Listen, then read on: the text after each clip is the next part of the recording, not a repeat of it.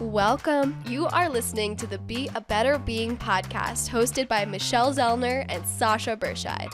Michelle and Sasha are here to give you information and inspiration to help you live your healthiest, happiest lives. Thank you for tuning in. We hope you enjoy the show. Greetings. Thank you for tuning into the Be a Better Being podcast. I'm Michelle Zellner, your host. So happy to be joined by my fabulous pod partner, Sasha. How are you, darling? Hi, everyone. You're looking stunning as always, and I am just excited to get to have a conversation with you about a topic that is near and dear to both of our hearts, and one that we have, we've broached it in a couple of variety of ways, angles with guests, as well as just you and I talking about it. But it's National Nutrition Month, and I never pass on an opportunity to talk about it again. So here we are. We're going to talk about it. Absolutely. I love it. Let's just set the table, if you will, by just highlighting that we're going to stay away from the conversation about the relationship with food, because I think you and I have talked at length about that. Clearly, it is a huge piece of the puzzle for people to figure out. I also know a bigger piece of the puzzle is to actually understand not only how to fuel a human body, but how certain foods impact us in certain ways, and how when we either consume certain things or don't consume other things, we are impacted on every single level, physically, mentally, and emotionally. So that is the angle that we're going to tackle today. And Sasha, I'm curious, as you were growing up, like you're 36 now, right? So go all the way back. What was the typical breakfast? What were meals? What did your, mom and dad bring into the house? What were you doing as a kid? What were school meals like? And then, getting into where you can make your own choices. What did that all look like? Growing up, I would say it was just a typical American breakfast of cereal or scrambled eggs, or getting something through the fast food, like a pancake. Or when I was little, I loved the Burger King French toast sticks. It was always there, but it wasn't, what I know it to be today is how I shall put it. Well, I think even in those three examples you give, they are so dramatically different from a nutritional standpoint, right? Scrambled eggs, that's an amazing breakfast. Real food, we know where it comes from. Cereal is such an interesting one. Cereal is dessert. It really is, right? And yet the food manufacturers, because they're super smart, they know how to pitch things to make it look healthy. And of course, it's super convenient, quick, easy. And then, what's not to love about French toast sticks with lots of delicious syrup? How could anybody not love that? And probably on par with the cereal in terms of nutritional quality, right? And I think that's where so much of the challenge lies, is because we don't always have the time to make scrambled eggs. Or some people think that eggs are bad for you because the food industry has done a really great job, and the medical community did a really great job years ago of making everybody afraid of eggs because they're going to clog your arteries and make you have a heart attack. So, I'm older than you, as you know, and I would say it was very similar. I clearly remember having like a frozen waffle with butter and sugar on it. And nobody thought anything about it. My parents were like, oh, you shouldn't have that. It was in the house. It was fed to us, right? And of course, why wouldn't I eat it? It's there. It's delicious. We had eggs and bacon and things on the weekends when there was more time to make an elaborate meal. We brought our lunch to school. Did you guys bring lunch to school, or did you have that? I wanted to be like everyone else and get the hot lunch from school. So I'd always beg my parents for the lunch from school. Yeah. Did you know that the number one fast food restaurant organization in the U.S. is the school lunch program? Billions of dollars. And it's an industry. So many, many years ago, basically when legislation was passed that school lunch programs had to become profitable, schools had to figure out how the heck are we going to do that? Well, in comes big food industry.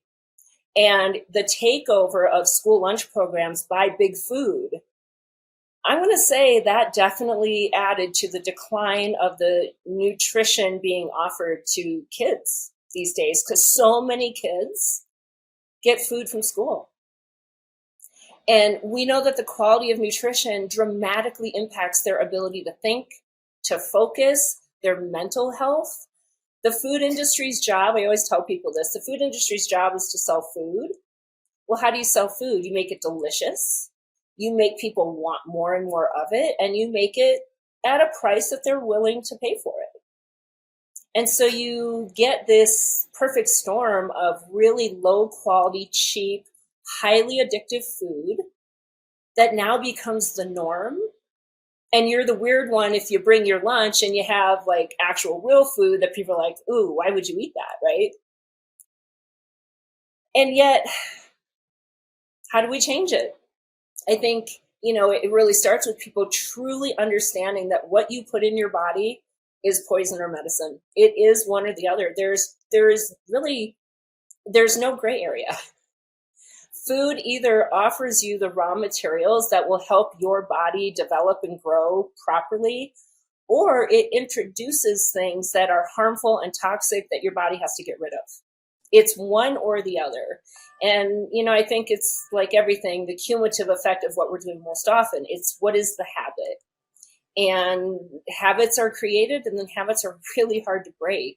So the embracing of this idea that what I put in my body actually matters, not just for me today, but for my future self, right? And yes, as kids, you can burn it off. And yet, I think that's such the wrong message again, because that only focuses on calories. And there's so much more to the equation than calories. Yeah, that makes me think of Andrew right now is on this tuna fish protein kick where he eats like 6 cans of tuna a day. I'm like, what are you doing?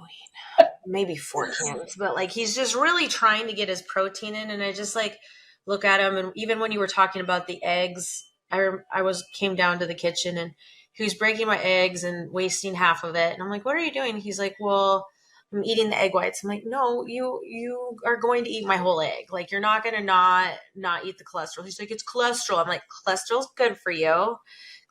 You need cholesterol. And he's like, I can't, I'm having too many eggs. I'm like, you're going to eat my eggs, and I'm walking away from the situation. So like, talk to me about all of that. This high protein, take my egg yolks out, all this stuff. Well, again, that's just complete lack of information. And because he's been fed all of the wrong information for so many years. First of all, cholesterol that is found in food has almost zero impact on our cholesterol levels in our bodies. Almost zero, none at all. You know what does? Sugar and alcohol. Those have much greater impacts on our blood cholesterol levels than cholesterol found in food.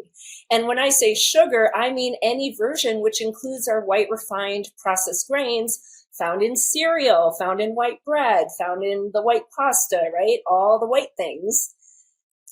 So again, that's just a lack of information or having been taught wrong things that we're still perpetuating.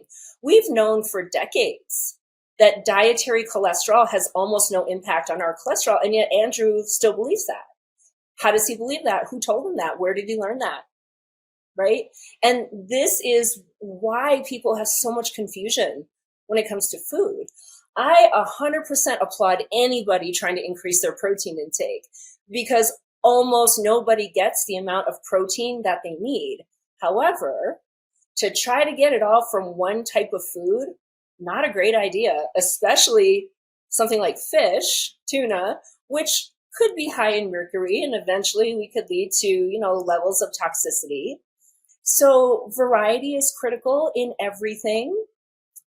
And when we talk about high protein, and I put that in quotes because very often what we're actually trying to achieve is adequate protein, is appropriate amount of protein.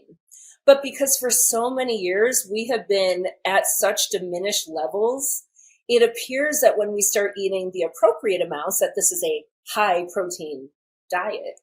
It's not. It's something we should all be striving for. So I look at it as a total of overall caloric intake, which of course is part of the math. Something somebody will have to do is figure out, well, how many calories should I be taking in? And then where do those calories come from? A calorie is not a calorie. This is another message that was drilled into us since the day I can remember. Calories in, calories out. A calorie is a calorie is a calorie. It is not. That is not true. A calorie is the unit of measure that when heated, we burn it for energy. That we measure it as a unit of energy. But where the calories come from, what nutrients the calories come from, have a dramatic impact on how your body is going to use those nutrients. So when you consume something like protein, it actually requires a lot of your body's energy to dismantle the protein. Right? One of the first things your body does when you put food in it is it breaks it all down into its basic raw components. Well, in the breaking down process, you have to utilize fuel. Like that takes effort for your body to do it. So you're actually burning calories to break down your food. You know, it doesn't really take much effort to break down sugar, right? Super simple. So when it comes to calories in, calories out, I mean, kind of, but the number of calories you put in, the type of calories you put in, when you put the calories in, all of that impacts if and how your body is going to either burn those calories or store those calories for future use. What else are you seeing, you know, whether it's kids in school or your friends or, you know, maybe some of Andrew's other habits that he's Something engaged that in? I'm personally guilty of, and I would love to hear your take on this, is replacing protein with the essential amino acid proteins. So like the supplement itself, you know, how you can take a protein shake. So there's that where you can consume like a whey protein and everything like that. But there are essential amino acid drinks out there that it's the full, all the chain in its completeness, that broken down, it equates to 29 grams of protein. What is your take on that? Yeah, I mean, I think the rule of thumb is always real food first. Right. More often than not, we should be getting our nutrients from actual food. And I want to talk about food versus what I call a food-like substance. So a food is something that you can go outside and find, in theory, right? It's growing in the ground, hanging off a tree, swimming in the water, roaming in the pasture, or it takes relatively little work to turn it into whatever it is that came from one of those sources that I'm about to put in my body. A food-like substance maybe has some of those qualities, but it often comes with a whole bunch of other things as well. Mostly, like I said earlier, some of the toxins, the things your body really doesn't want and has to work hard to get rid of. So when it comes to something like a supplement, I think I think there's definitely room for it, and maybe there's necessity for it, but I don't think it should be a replacement for real food. And, you know, when it comes to any supplement, I first have to know, am I actually deficient in that? And is supplementing in this way going to bring me up to a level that is healthy and beneficial?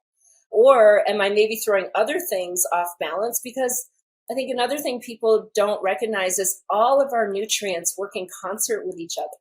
So this is maybe a separate conversation from something like taking in the amino acids, because those are amino acids that your body needs, right? Essential means that you actually have to put them in your body.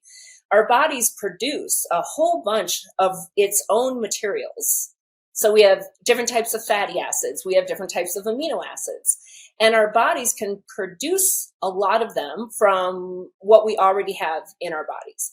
But the essential ones means that we actually have to physically put them in because we don't have the capability of producing it ourselves. We can get all of those nutrients through food. It is possible, 100% possible.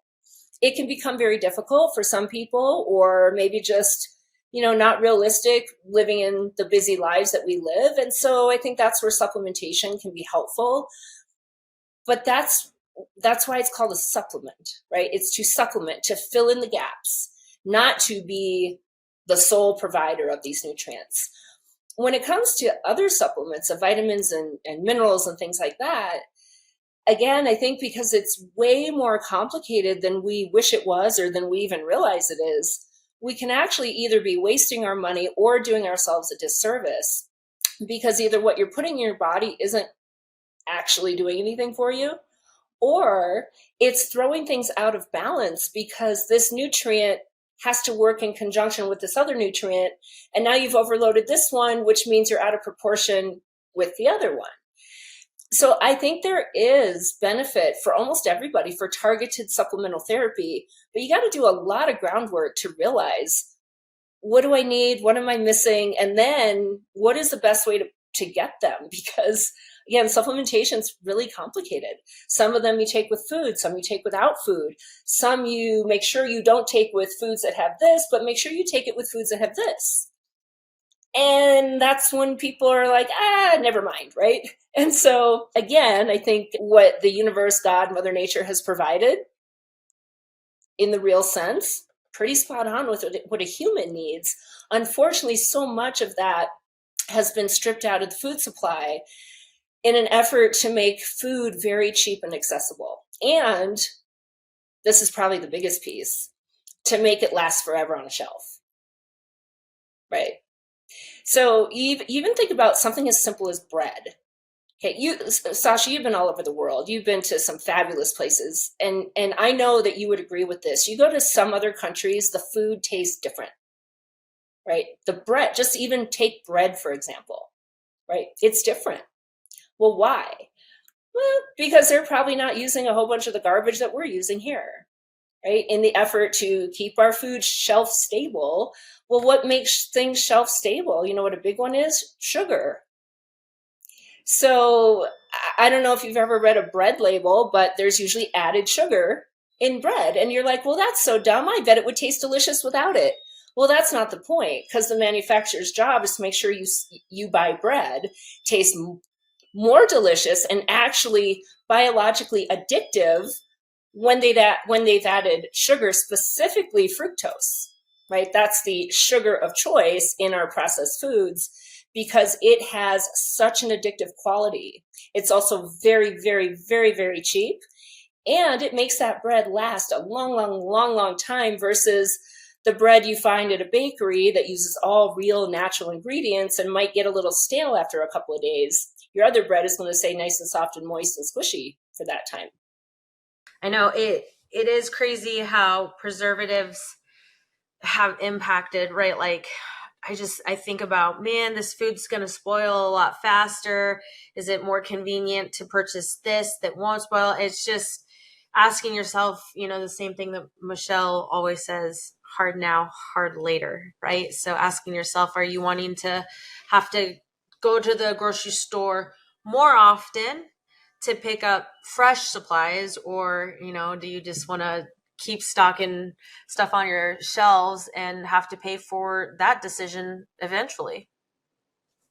And I will never dismiss the fact that it is a really hard decision, right? I mean, that is the reality of the world we live in today. And yet I also know the reality of our future. I mean, we've seen disease progression. I've been around a long time. I have seen it change. I have seen the population. We've seen the numbers. We've been talking about these things for a long, long time. All the awareness months that we have, right? Heart Disease Awareness Month, and this awareness month, and that awareness month, and we're aware.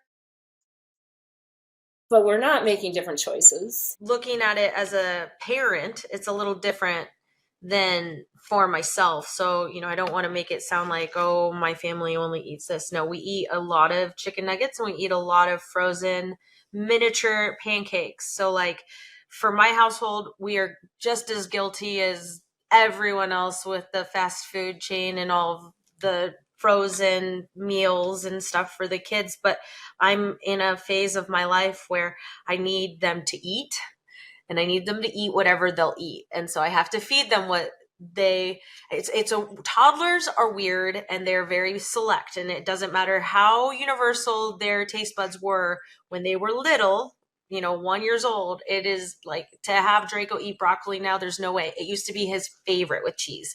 So it just doesn't, don't want to make it sound like I'm how holy food woman. I'm not. I have a lot of junk stuff, but it's just like you said, raising awareness, right?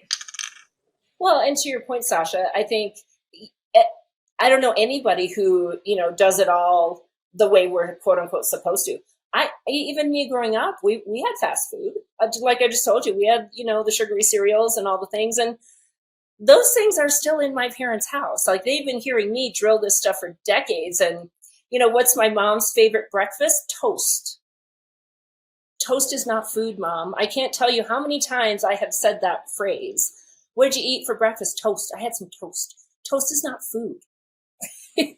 Why don't we put some peanut butter on that toast or some avocado on that toast and have a glass of milk with that toast? And then we can turn all of this into, something that is going to nourish you. But even to your point, Sasha, we can take these convenience foods and just tweaking them a little bit can enhance the nutritional value. So the three big things are minimizing added sugar. So if we can find things that don't have added sugar, maybe we'll add our own sweetener. Maybe it's honey, maybe it's the fruit, maybe it's actual table sugar, but at least it's sugar. It's not high fructose corn syrup, which is generally in our processed foods. So minimizing added sugar, increasing fiber, and increasing protein. Right? And we can do that in a variety of ways, even in the convenience foods. Or if we are on the go and we hit up the fast food, we can just make that choice of, okay, I know there are way better choices, but here I am. What's the best choice I can make with what's in front of me? And prioritizing protein. It's so funny because, protein is having a moment right now. Everybody's talking about protein. And I'm like, wow, I've been talking about protein for 10 years, but great. Yay that everybody else is now starting to get it. I love it. And yet people have no awareness of how much they need or how much they're getting because we're not taught food, right? So while I don't ever want anyone to become a slave to a food tracker, I think that is one of the best ways to gain awareness. When you see what those nutrients are, and then you see how you shift where the nutrients come from and how you feel better, how you function better, how maybe you're seeing some results that you weren't seeing before. Because again, going back to a calorie is not a calorie. Calories operate and behave differently in your body, and they're going to result in way different outcomes depending on where those calories come from. Makes me think of, I don't remember if it was a Rogan episode or something like that, but someone was talking about how they were early on their weight loss journey and how, they would eat, they could have like a banana and X and a yogurt and whatever, and it would be less calories than if it was in a smoothie, but it was the exact same thing, but it was just put in a smoothie and blended. And it was like, well, like you just said, a calorie is not a calorie. Yeah, food is close to its natural state, right? Like the farther removed it is from what it started out to be, then it becomes a food-like substance. So you take an apple. An apple is an apple. Then maybe you take applesauce, where it's been mushed and pulverized. Then you look at apple juice, where it's just been squeezed. And even if it's just the real juice right from the apple, but we know most juices, it's not actual fruit juice. It's a whole bunch of flavoring and sugar. And then you take something like, a Hostess apple pie. I think people are joking, but I think they probably actually sort of believe it. Like, well, at least there's apples in it. No, there actually probably isn't apples actually in it. Right? So again, we like to kind of convince ourselves that, it's not that bad because at least it has this. No. Sorry, I'm just going to tell you the truth. It is that bad. Let's just be honest. If you want to eat an apple pie, eat an apple pie. Don't pretend you're having fruit, right? But, the chewing and the way everything is composed. It's composed that way for a reason, because that's generally the way the body's going to get the benefit from it.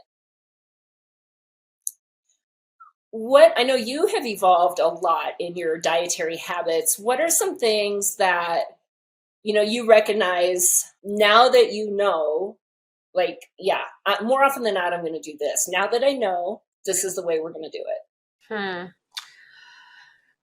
Oh man, I used to be so strict with my eating, and now I have just extended so much grace to myself.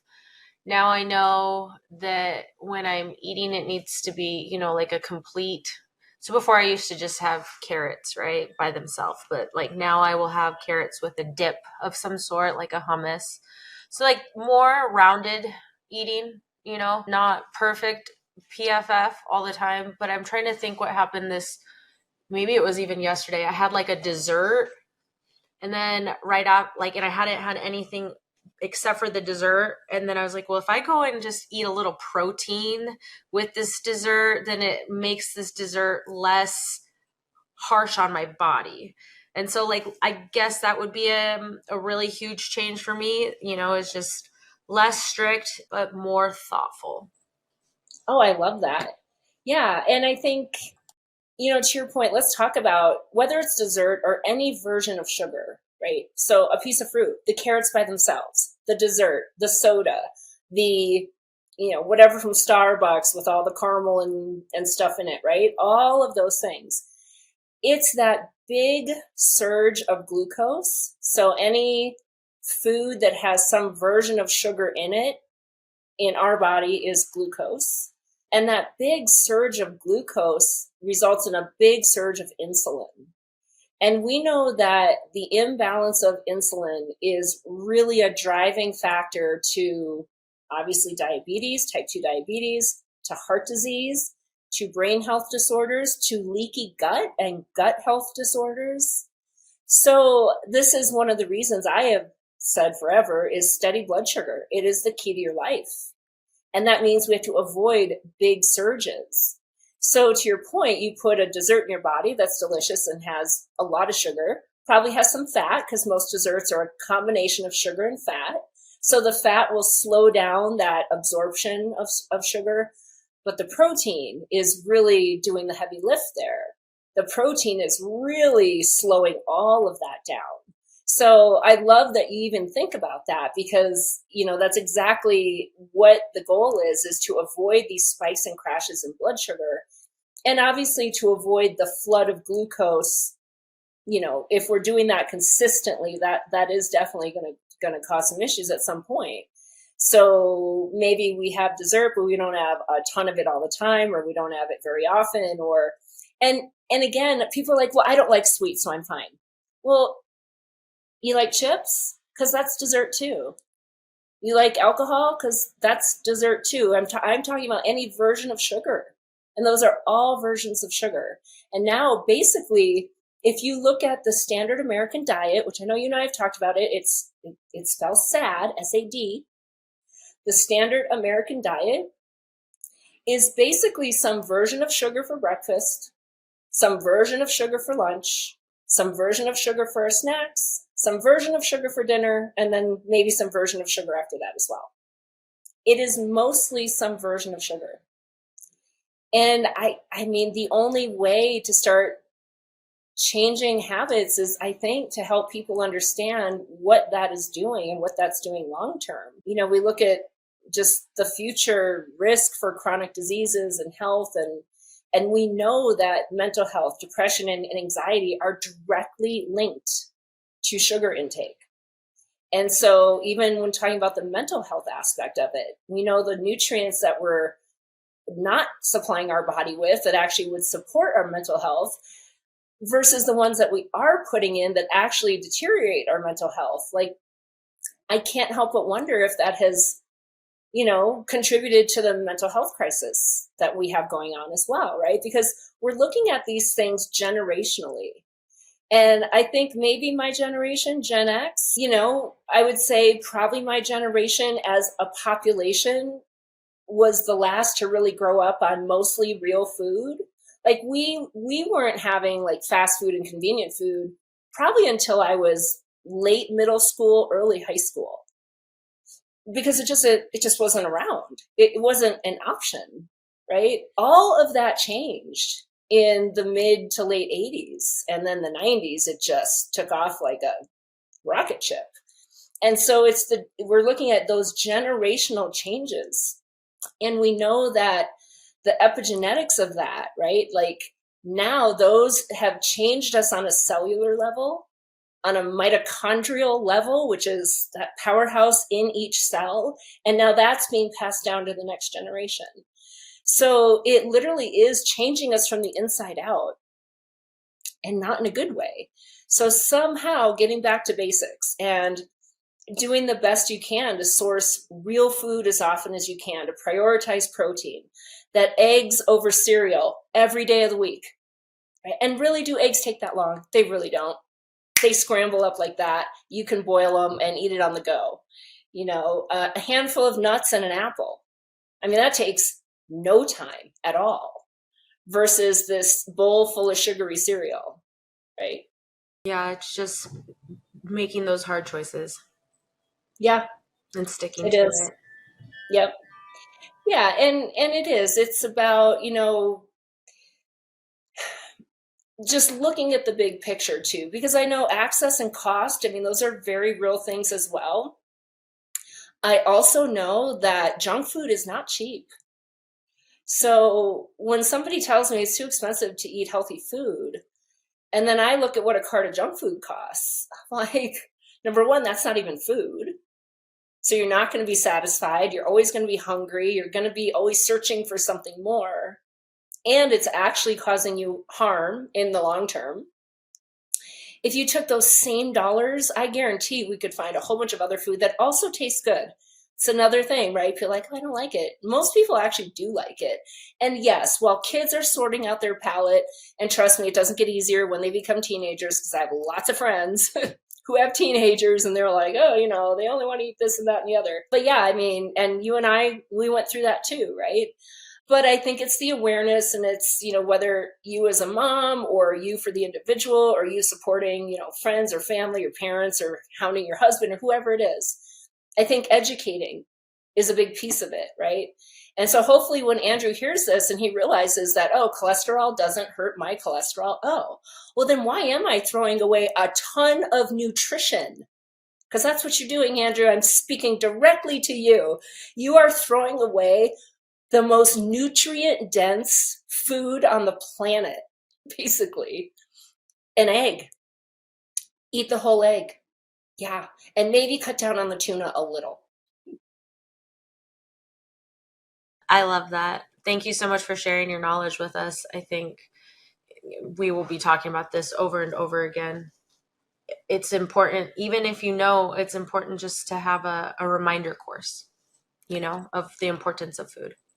Yeah. And by no means am I the food police. I am never wanting or intending to tell someone what they should and shouldn't eat. I just want people to understand what resources a human body requires. And it doesn't matter what human body you run around with. If you're tall, you're short, you're female, you're male, you're 10, you're 90. Every human body needs the same things. It needs all those different varieties of fiber. I mean, we've got to get fiber in our bodies, and fiber comes from plants, right? Fiber is food for your gut bacteria. It's so critical for so many things. That's a huge one, but it also helps lower the LDL, that bad cholesterol, if we have too much of it. It also helps keep your colon nice and happy because it gets things moving. But so let me explain on a deeper level. I know a lot of people have gut issues, right? We have IBS, we have bloating, we have leaky gut, we have all these things. Well, your gut, your intestinal tract, right, your digestive tract, think of it as a sewer system, because that's what it is. It's a sewer system trying to just get rid of toxins, right? Things got to move on through. And we want the stuff to stay contained. right? We don't want stuff leaking out into the rest of the system. If you've ever lived in a community and a sewer pipe burst, and now we have sewage going into the groundwater, right, running up on the street, like that is a hazard. Well, if your lining of your digestive tract is permeable instead of all tight and buttoned up like it's supposed to be, that sewage leaks, that's why it's called leaky gut, into your system. And now we have systemic inflammation because now there are toxins and bacteria and things that do not belong outside of the pipes are now everywhere else. So your body has to try to fight all these things off. So this is when we get brain fog, irritability, can't sleep, fatigue, rashes, right? Like all these things that we're trying to figure out, well, what's causing that? Well, there's a good chance to some degree it's related to a leaky gut of some sort. Well, how do we prevent our gut from leaking?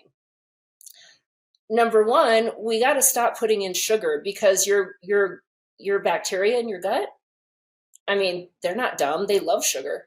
So they feed on it. Dum, dum, dum, dum, dum, dum, dum, dum, dum, dum, dum, dum. Literally eating the lining of your gut. That's what that's doing. Now, if on the flip side you put in fiber, all your different kind of plants, vegetables, fruit, beans, seeds, nuts. I mean, a plant or a food that comes from a plant has fiber, lots of different kinds of fiber. Well, then that's what the bacteria feed on.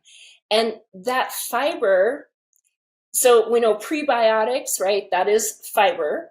The probiotic is the bacteria. And then there's the postbiotic. That's the substance that is produced once the bacteria has fed on the fiber. What's that postbiotic? That creates the lining of your intestine.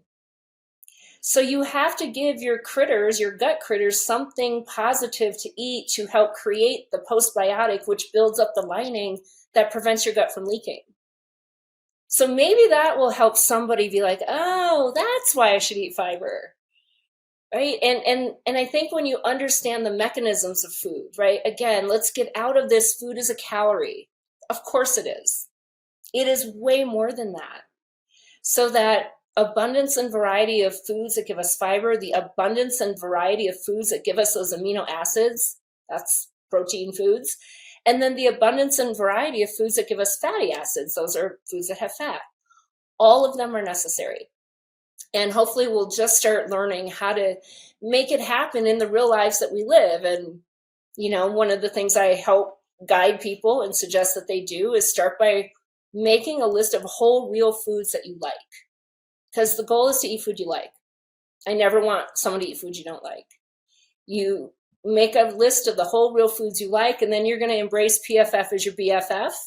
And then maybe at some point you're going to track so you can really see like, oh yeah, I am not getting anywhere close to the protein that I need.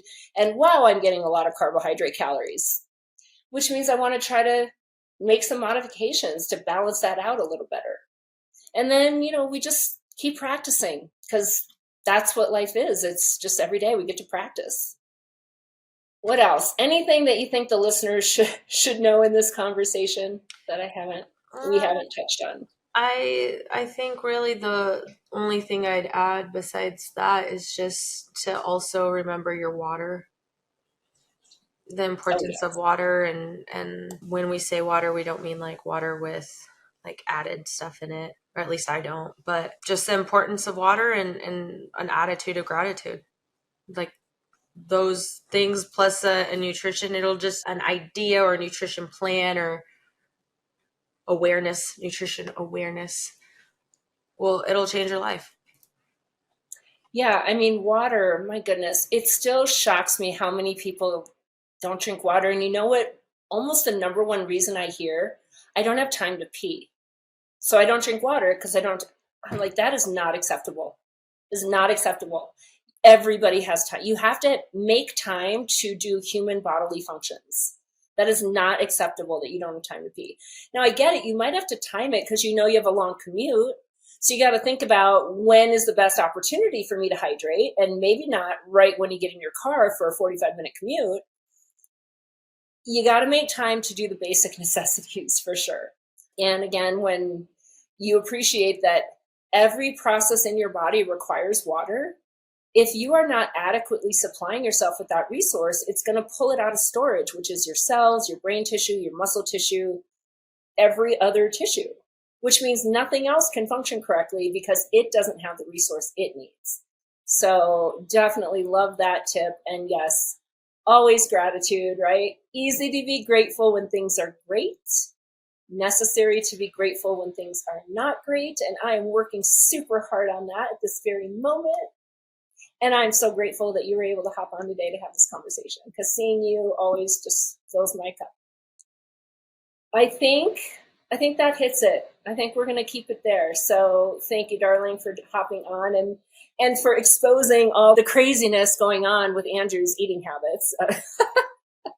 But here's the thing. I know he's not alone. I hear all kinds of stuff all over the place. Exactly. And I applaud anybody who is making any kind of effort to modify their intake to achieve a goal that they want to achieve. What I would say is, please do your research so that you know you're doing it right. Because it's disappointing for that person to put all this work in only to realize that that actually isn't the right way to go. So if you're going to invest the time and energy, just take it a step further of really educating yourself and knowing correctly, and then you'll get the benefit of all the hard work. So I'm going to let you close us out today. Oh, well, you guys, thank you so much for doing life with us and for, taking the time to listen and be intentional about going out there and becoming a better being. I love it. Thanks, everybody. Thank you for listening to the Be a Better Being podcast. Michelle and Sasha hope that what you heard today inspires you to embrace this journey of life with an open mind, a kind heart, and a willingness to learn and evolve. If you enjoyed the content, please help spread their message by subscribing, sharing, and leaving a 5-star review. If you have a show topic idea or would like to be a guest, please visit betterbeings.net and fill out a contact form. Until next time, go and be a better being.